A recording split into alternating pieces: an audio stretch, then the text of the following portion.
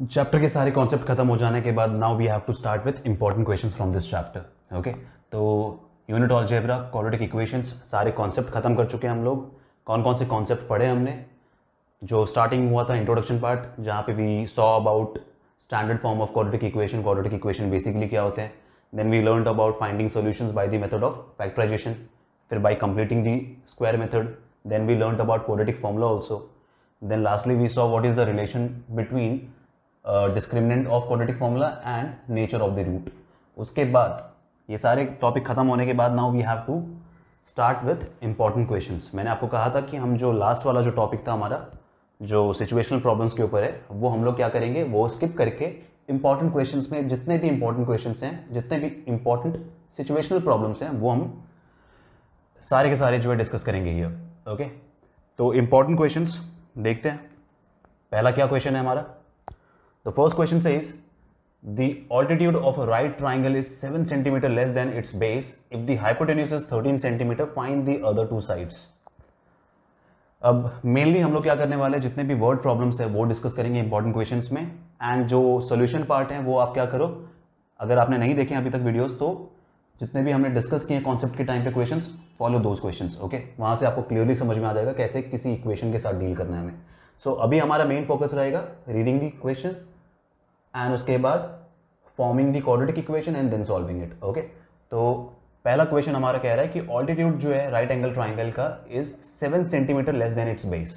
Base के साथ relation दिया हुआ है। ओके, तो हम क्या करते हैं, बेस को x मान लेते हैं। Let base be x।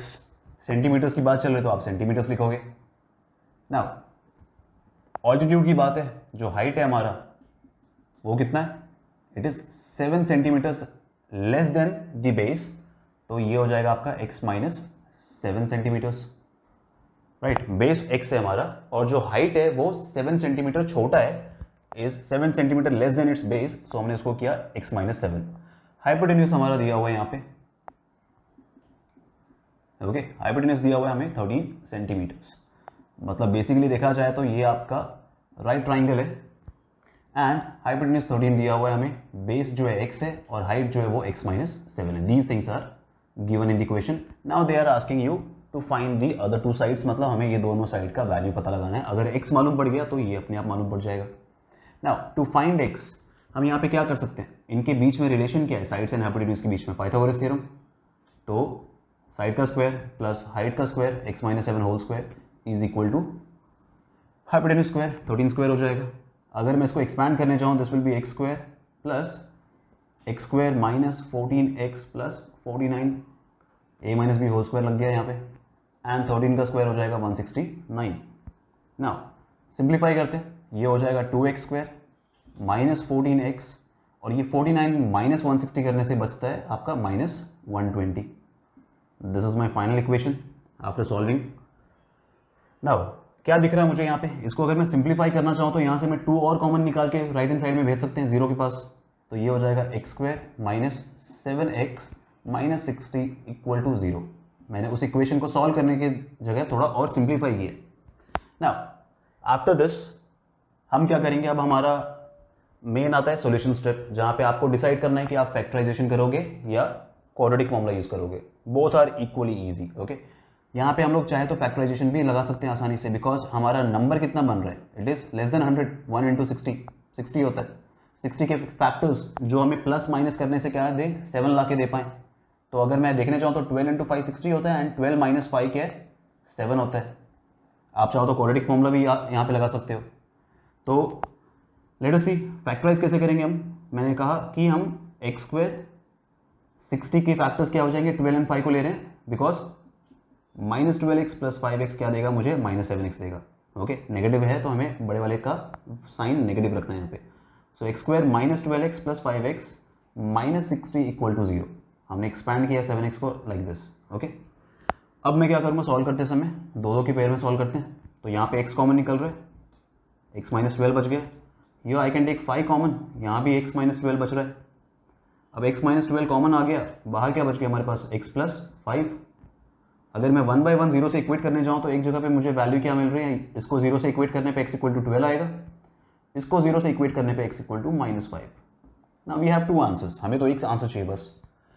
हम किसकी बात कर रहे हैं? हम ट्राइंगल के साइड्स की बात कर रहे हैं। Sides can not be negative, you will reason it here. आप रीजन लिखोगे कि since side of a triangle can not be negative, तो हम we are ignoring x equal to -5 and we are taking value of side as 12 centimetres.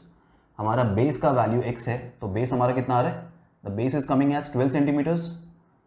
तो यहाँ पे हम लिख देते हैं बेस आया हमारा 12 सेंटीमीटर्स एंड जो ऑल्टीट्यूड है वो कितना है? 12 - 7 है, तो 12 - 7 हो जाएगा कितना? 5 सेंटीमीटर्स। ओके, तो base is 12 centimetres and altitude is 5 centimetres. तो this is our final answer. अगर आप फैक्टराइजेशन नहीं कर पा रहे हो, अगर आपको मिड टर्म स्प्लिट करने में प्रॉब्लम आ रही है, तो मच बेटर क्या है आपके पास? ए बी सी के वैल्यूज निकालो and apply quadratic formula. Okay, directly ऐसा करते हैं, क्वाड्रेटिक फॉर्मूला भी देख लेते हैं। अगर मैं क्वाड्रेटिक फॉर्मूला लगाने जाऊँ यहाँ पे, सबसे पहले तो स्टैंडर्ड फॉर्म में ये स्टैंडर्ड फॉर्म के हिसाब से ए की वैल्यू कितनी है? 1, बी की वैल्यू कितनी है? -7 एंड सी की वैल्यू कितनी है? -60।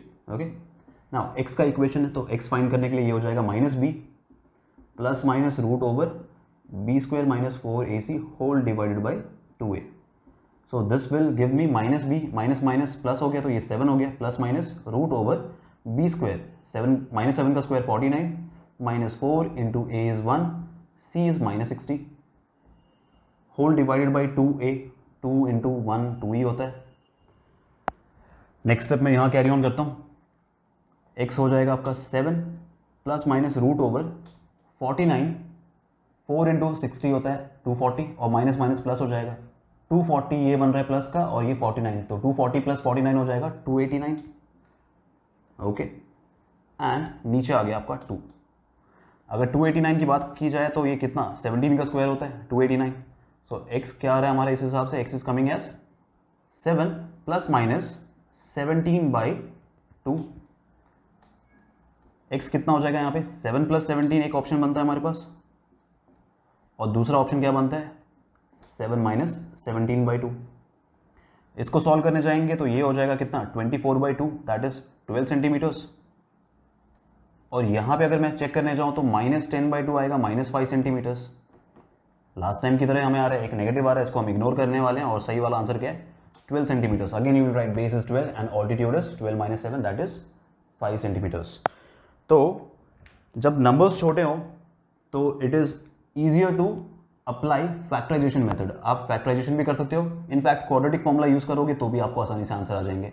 नंबर अगर थोड़े बड़े हो जाएं तो मैंने कहा है आपको use quadratic formula, and at the same time जो आपका नंबर आ रहा है रूट के अंदर उसको कैसे सॉल्व करना है उसका भी मैंने एक शॉर्टकट मेथड बताया था आपको। ओके, तो विल सी, अगर हमें ऐसा कोई क्वेश्चन मिलता है तो will discuss that again. Okay,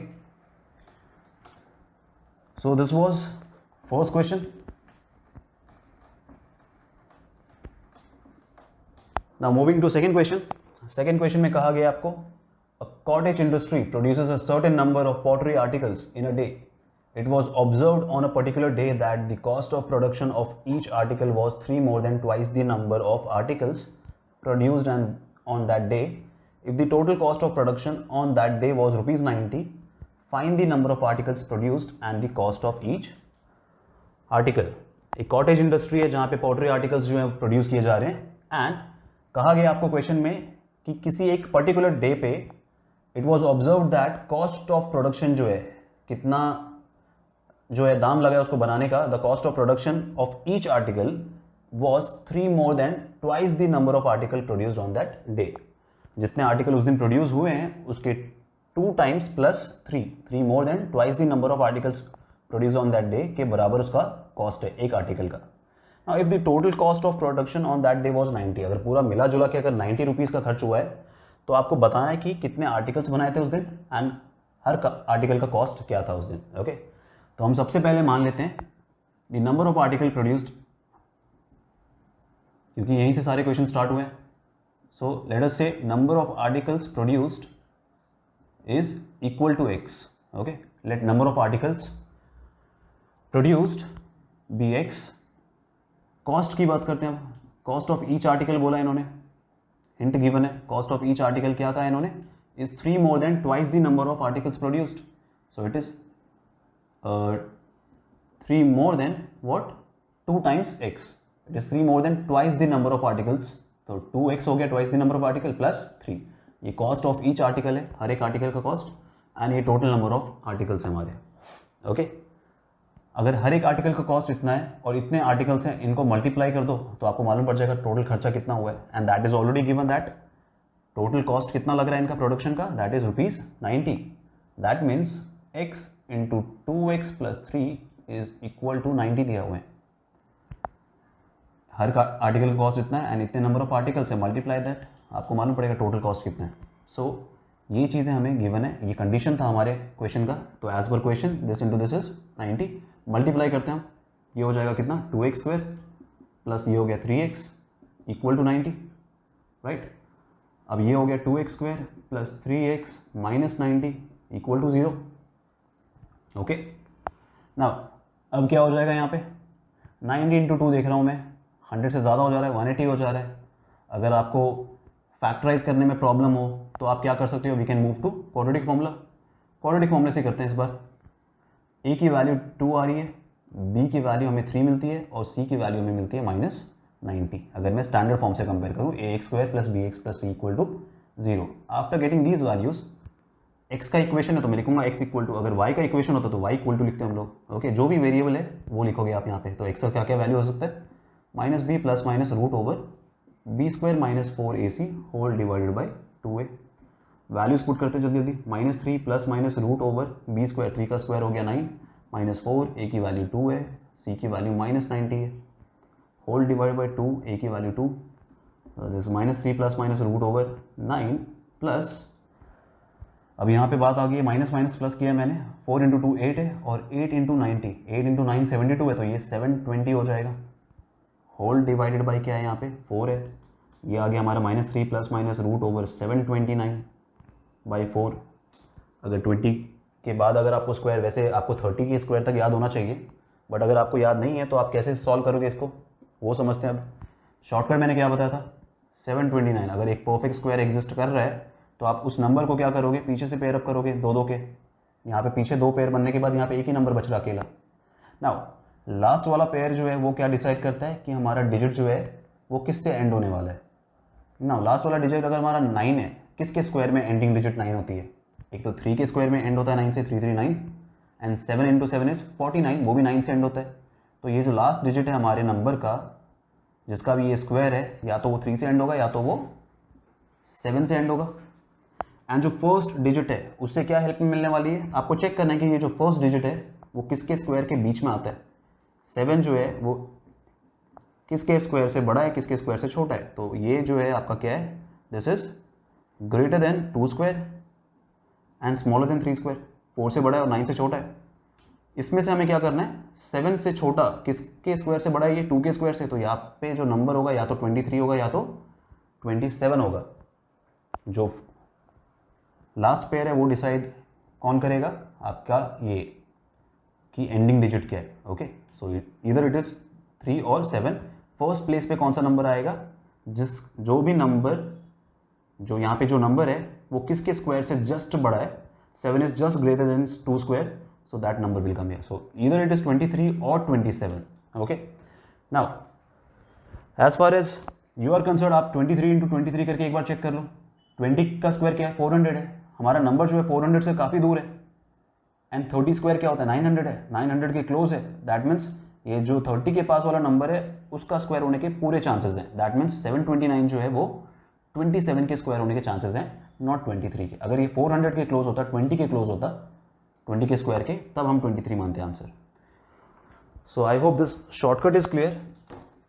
पीछे से 2 का पेयर बनाना है एंड लास्ट पेयर आपका डिसाइड करेगा कितने से नंबर एंड हुआ है। उस हिसाब से आप डिसाइड करोगे कि what is the last digit, and first digit के हिसाब से आप डिसाइड करोगे कि पहला जो है वो किसके स्क्वायर से जस्ट बड़ा है। So here we got 27 as our answer. अगर आप मल्टीप्लाई करते हो तो 27 का square is 729। So I just write here we are getting x as -3 plus minus root over 729 is 27/4। अब मेरे पास 2 पॉसिबिलिटीज़ हैं, या तो मैं सॉल्व करता हूँ x equal to -3 plus 27 whole divide by 4। वो कितना आंसर देगा मुझे, दिस इज 27 - 3 24 हो जाता है। 24/4 is how much, that is 4 × 6 is 24। And दूसरा हमारे पास क्या आंसर बनता है, -3 - 27/4, ये हो जाएगा आपका -30/4। ओके, नाउ -30/4 जो है ये आपका नेगेटिव आंसर तो हमें चाहिए नहीं, बिकॉज हमारा जो नंबर ऑफ आर्टिकल्स है that will not be negative, so we will ignore this part, हम इसको इग्नोर करने वाले हैं। And at the same time ये पॉइंट में भी जा रहा है, नेगेटिव है, तो ये इग्नोर होने के बाद हमारे पास एक ही ऑप्शन बचता है कि हमारे जो नंबर ऑफ आर्टिकल्स कितने हैं उस दिन 6 नंबर ऑफ आर्टिकल्स प्रोड्यूस हो रहे हैं। ओके, एंड कॉस्ट की भी बात कही है हमने, सो चेक कर लेते हैं क्या है, नंबर ऑफ आर्टिकल 6 है और कॉस्ट ऑफ ईच आर्टिकल क्या हो जाएगा, 2 × 6 12, 12 + 3 ये हो गया आपका 15। अब अगर कोई मुझे बोले कि चेक कर लेते हैं हमने जो आंसर निकाला है वो सही है नहीं, how will you verify this, हमें इक्वेशन दिया हुआ है कि इनका total cost of production is 90। अगर मेरे पास 6 आर्टिकल हैं, सबका कॉस्ट 15 है, तो 15 × 6 कितना होता है, 90 होता है। दैट मीन्स हमारा जो इक्वेशन है वो भी वेरीफाई हो रहा है, हमने जो आंसर निकाले हैं वो आंसर जो है आपके इक्वेशन को वेरीफाई कर पा रहा है। दैट मीन्स आपने यहाँ बीच में कहीं पे कोई मिस्टेक नहीं किया है। Okay, so this was answer for your second question. Shortcut थोड़ा ध्यान से यूज करना, this shortcut is only applicable when square root is perfect number. Okay, अगर स्क्वायर रूट एक परफेक्ट नंबर नहीं होगा तो आपका शॉर्टकट किसी काम का नहीं है वहाँ पे। ओके, फिर आपको रूट में आंसर छोड़ना पड़ेगा। Okay, now lastly last question, the sum of reciprocals of Rahman's age 3 years ago and 5 years from now is 1/3, find his present age. Rahman का प्रेजेंट एज हमें नहीं मालूम है, हम उसको एक्स ले लेंगे, लेट रहमान्स प्रेजेंट एज भी एक्स। ओके, अब क्वेश्चन में कहा गया है sum of reciprocals of Rahman's age 3 years ago, 3 साल पहले का रेसिप्रोकल उसके एज का, एंड 5 years बाद का एज का रेसिप्रोकल को अगर ऐड किया जाए, the sum of the reciprocals is 1/3। 3 साल पहले एज कितना होगा, x - 3, तो ये लिख देते हैं हम 1/x - 3। ऐड करना है reciprocal of his age after 5 years, तो after 5 years his age will be x + 5। Reciprocals का सम कितना दिया हुआ है, 1/3। अब यहाँ से हमें इक्वेशन बनाना है, क्रॉस मल्टीप्लाई करेंगे, ये हो गया x + 5 प्लस ये हो गया x - 3, नीचे वाले नंबर आपस में मल्टीप्लाई हो जाएंगे और ये आ रहा है हमें 1/3। सॉल्व करें पे ये हो जाएगा आपका कितना, x + 5 प्लस x - 3 है तो x + x हो गया 2x और ये 5 - 3 हो गया आपका 2। नीचे अगर सॉल्व करने जाओ तो ये हो गया x² + 5x - 3x -15, मल्टीप्लाई किया हमने सबको। नाउ क्रॉस मल्टीप्लाई कर देते हैं सिंप्लीफाई करने के लिए, तो ये हो जाएगा कितना, 3 × 2 6x + 6 equal to x² + 5x, 5x - 3x हो जाएगा कितना, 2x -15। नाउ और सिंप्लीफाई करेंगे, x², 2x में से 6x माइनस हो गया तो ये हो गया -4x और -15 - 6 हो जाता है -21 इक्वल टू 0। सब एक साइड लाने पे ये क्वेश्चन बन रहा है हमारा। नाउ 21 × 1 21 है हमारे, स्प्लिट करने के लिए आसान पड़ेगा हमें। 21 × 1 इज 21, 21 के फैक्टर्स क्या है, 7 × 3 है, एक ही फैक्टर है हमारे पास प्रॉपर, तो 7 × 3 जो है और 7 - 3 किया जाए तो 4 मिल जाएगा हमें, लेकिन हमें -4 चाहिए तो हम -7 रखेंगे। This is x² -7x + 3x। Factors को हमने इस तरीके से लिखा है ताकि -4x मिले हमें, -21 इक्वल टू 0। अब सिंप्लीफाई करेंगे दो करके, x कॉमन निकालते हैं यहाँ से, ये हो जाएगा x - 7, यहाँ पे 3 कॉमन निकालने पे हो जाएगा x - 7। अब यहाँ क्या दिख रहा है हमें, x - 7 दोनों जगह सेम x - 7 आ रहा है। दैट मीन्स आप जो कर रहे हो वो सही है। x - 7 अगर कॉमन निकाल दिया जाए तो क्या बचेगा, x + 3 that is equal to 0। अब x - 7 को अगर मैं 0 से इक्वेट करने जाऊँ तो ये हो जाएगा x = 7 और दूसरे ब्रैकेट में क्या हो गया, x = -3। अगर इसको 0 से कंपेयर करेंगे तो x -3 आएगा और यहाँ 0 से कंपेयर करने पे 7 आ रहा है। Now what is our x? x इज रहमान्स प्रेजेंट एज। अब एज नेगेटिव नहीं हो सकती तो हम क्या करेंगे, यहाँ पे you will have to write reason that age can not be negative, so ignoring x = -3 and we have to take value of x as 7। तो रहमान की प्रेजेंट एज क्या हो गई, 7 years as per question. Now verify करने की वैसे कुछ खास ज़रूरत नहीं होती, बिकॉज अगर आप इस क्वेश्चन को सॉल्व कर रहे हो तो आपका जो आंसर आ रहा है वो वेरीफाई करेगा, तो ऑब्वियसली बात है इस इक्वेशन पे डालने पे वही सेम आंसर मिलने वाला है आपको। But there is a possibility कि कहीं आपने अगर क्वेश्चन गलत किया है नोट, या फिर बीच में करते समय कुछ गलत हो गया आपका, then you will come to know about it. अगर बीच में कुछ मिस्टेक हुआ then you get a answer, उसको अगर आप इक्वेशन पे वेरीफाई करने जाओगे तो आपका इक्वेशन वेरीफाई नहीं होने वाला। Okay, so that is a benefit of verifying your answers. Okay, तो एक बार वेरीफाई कर लेना, रफ पार्ट में कर लो। ओके, सो x = 7 है मेरे पास। अगर मैं यहाँ पे 7 ईयर्स इस पे वेरीफाई करने जाऊँ तो 7 - 3 हो गया 1/4, प्लस यहाँ पे 1/7 + 5 हो जाएगा 1/12। अगर क्रॉस मल्टीप्लाई करने जाऊँ मैं, इसको चेक कर लेते हैं। क्रॉस मल्टीप्लाई करने की जरूरत नहीं है, एलसीएम 12 है तो यहाँ पे 3 से मल्टीप्लाई कर देंगे हम लोग। ओके, × 3 कर देते हैं। ये हो गया 4 × 3 12, एलसीएम 12 हो गया, ऊपर हो गया 3 + 1 which is equal to 4/12, cancel करेंगे तो ये हो गया 1/3। वेरीफाई हो रहा है हमारा, 1/3 आ रहा है सेम। सो अगर क्वेश्चन गलत नोट किया है, उसके बाद आंसर अगर आपका आया कुछ, अगर आपने प्रोसीजर सही किया है, क्वेश्चन गलत है आपका, अगर आप वेरीफाई भी करोगे तो भी कोई फायदा नहीं है। ओके, गलत क्वेश्चन पे आप गलत आंसर लाओगे एंड उसको वेरीफाई करने जाओगे तो वेरीफाई हो जाएगा। The verification will only help you when you have made a mistake while doing your question. Okay, कुछ क्वेश्चन आपने लिखा है सही बट गलती यहाँ हुई है, तो जो आपका नंबर आया है that will not be able to verify your answer. Okay, तो वेरिफिकेशन वहाँ हेल्प करती है आपको। Not important but it is a good practice to verify your answers. Okay, तो ये हो गए हमारे 3 इंपॉर्टेंट क्वेश्चंस। नाउ आने वाले क्लासेस में हम और इंपॉर्टेंट क्वेश्चन देखने वाले हैं। सो मीनवाइल अभी क्या करो आप, जितने क्वेश्चंस अभी हम कर चुके हैं प्रैक्टिस दोस्त। Okay, thank you.